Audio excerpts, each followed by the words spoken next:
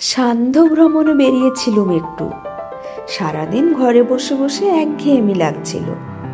কতক্ষণ আর শুয়ে বসে ল্যাদ খাওয়া যায়, তো ভাবলুম একটু হাঁটাহাঁটি করে আসি। বাইরে বেরিয়ে দেখলুম বেশিরভাগ দোকানপাট সব আজ বন্ধ। দোলের জন্য রাস্তাঘাট ফাঁকা বললেই চলে। হাঁটতে হাঁটতে স্টেশনের দিকে এগোচ্ছি আর ভাবছি, স্টেশন রোডে চায়ের দোকানটা যদি খোলা থাকে তাহলে এক কাপ চা খাবো। গিয়ে দেখলুম চায়ের দোকানটা বন্ধ। চা খাওয়ার নেশা তখন মাথায় চেপে গেছে। দেরি না করে প্ল্যাটফর্মের চায়ের দোকান থেকে এক কাপ চা নিয়ে প্ল্যাটফর্মে একটু সাইডে গিয়ে বসেছি আয়েশ করে চাটা খাবো বলে। দোলের জন্য প্ল্যাটফর্ম চত্বরও ফাঁকা, দু একজন করে মানুষ ছড়িয়ে ছিটিয়ে আছে। এদিকে আমার অনতি দূরেই তখন দাঁড়িয়ে আছে দুটি অল্প বয়সী মেয়ে আর একটি ছেলে। বয়স কত আর হবে, 17-18। কানে এলো একটি কথা, আরে একবার নয় 3 বার পড়াতে হয়। ভালো করে তাকাতেই দেখি ওই অল্প বয়সী মেয়ে দুটির মধ্যে একজন হেসে হেসে কথাটা বলছে, আর ছেলেটি লাল আবির নিয়ে অপর মেয়েটির সিথিতে পরিয়ে দিচ্ছে।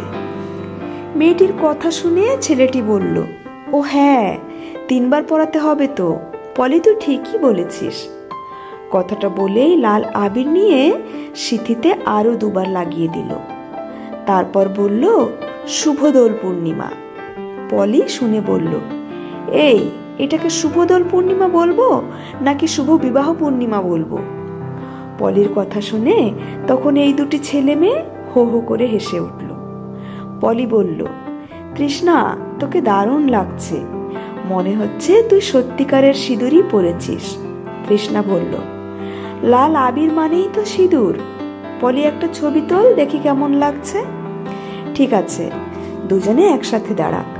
লাইট ভালো নেই, কেমন উঠবে জানি না। পলি ছবি তুলল। ছবিটা দেখে তৃষ্ণা বলল, ই মা সত্যিই তো, আমি যদি এই অবস্থায় বাড়ি যাই তাহলে রক্ষে নেই। তন্ময় তুই পুরো মাথাটা লাল করে দে। তন্ময় আবির নিয়ে মাথায় মুখে ভরিয়ে দিল, আর তৃষ্ণাও একটু আবির নিয়ে তন্ময়ের গালে লাগিয়ে দিল।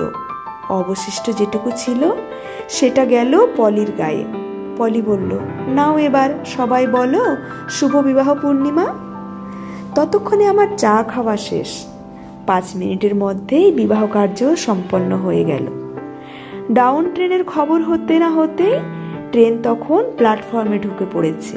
তৃষ্ণা বলল, আর দেরি করব না, এই ট্রেনটাতেই চলে যাব। তৃষ্ণা আর তন্ময় ট্রেনে উঠল, পলি উঠল না, কারণ পলি যাবে আপ ট্রেনে। ওরা চলে যেতেই পলি আপ প্ল্যাটফর্মে গিয়ে বসল। মাত্র 10 মিনিটের মধ্যে বিয়ের সিঁদুরদান এবং কনে বিদায় দেখে বাড়ি ফিরলুম।